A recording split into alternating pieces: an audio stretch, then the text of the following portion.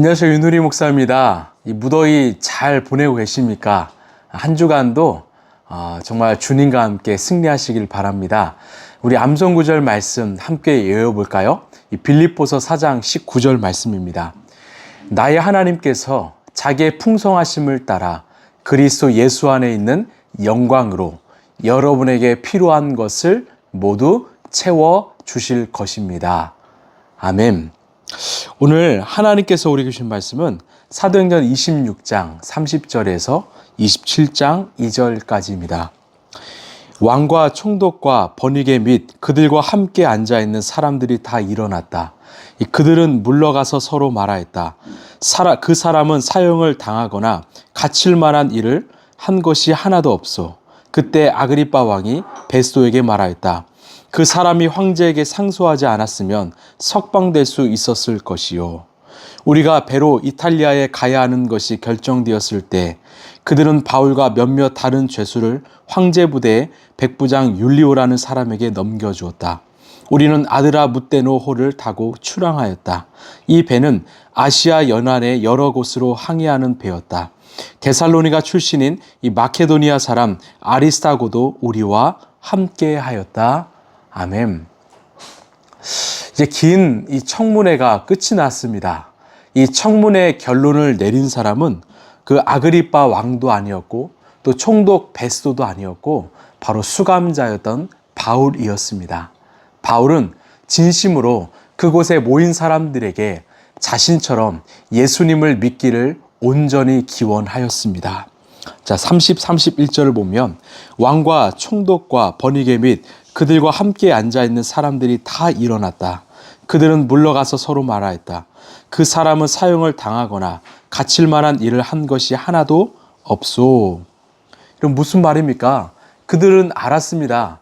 바울에겐 죄가 없다라는 것을 알았습니다. 이들은 모두가 이 바울의 무죄를 선언했던 것입니다. 32절에 그때 아그리빠 왕이 베스도에게 말하였다.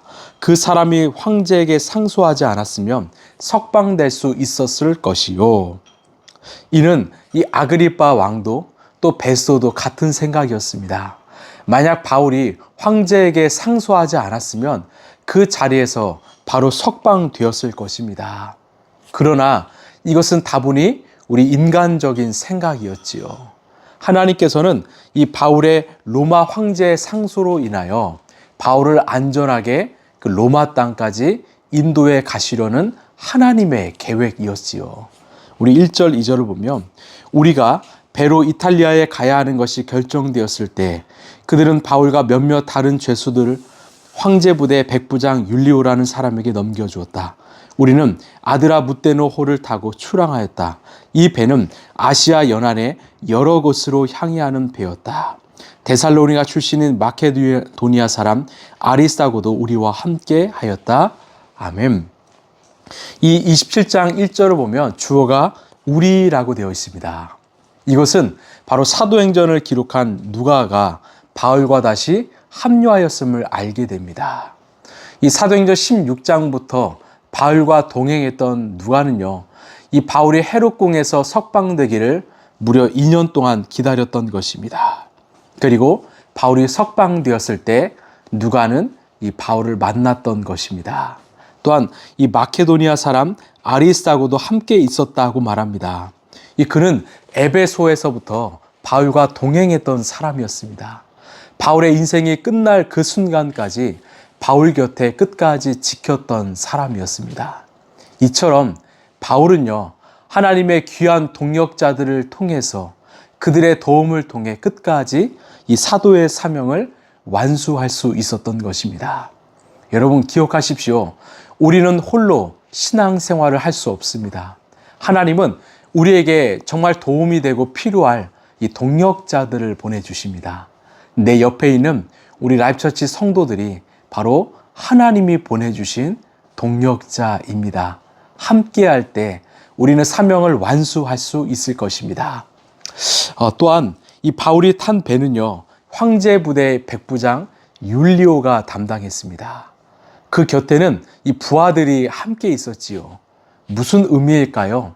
그 바울이 예루살렘에서 체포당했을 때는 그 470명의 로마 군인들이 바울을 지켰었는데 이제는 로마 황제의 직속 부대의 밀착 경호를 받게 된 것입니다.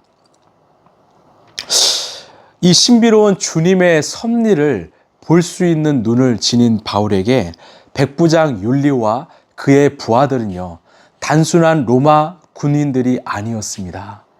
오늘 또 나를 지키고 책임져 주시는 바로 하나님의 손길이었습니다. 여러분, 왜 오늘 하나님께서 이 말씀을 우리에게 주셨을까요? 바울을 지키시는 하나님께서 우리와 함께 하신다라는 것입니다. 오늘 우리는 홀로 외로이 걸어가는 인생길이라고 생각할 수 있지만 아닙니다. 오늘 또 우리를 섬세하게 지키시는 하나님의 손이 우리와 함께 있습니다. 여러분, 그것을 굳게 믿으시길 바랍니다.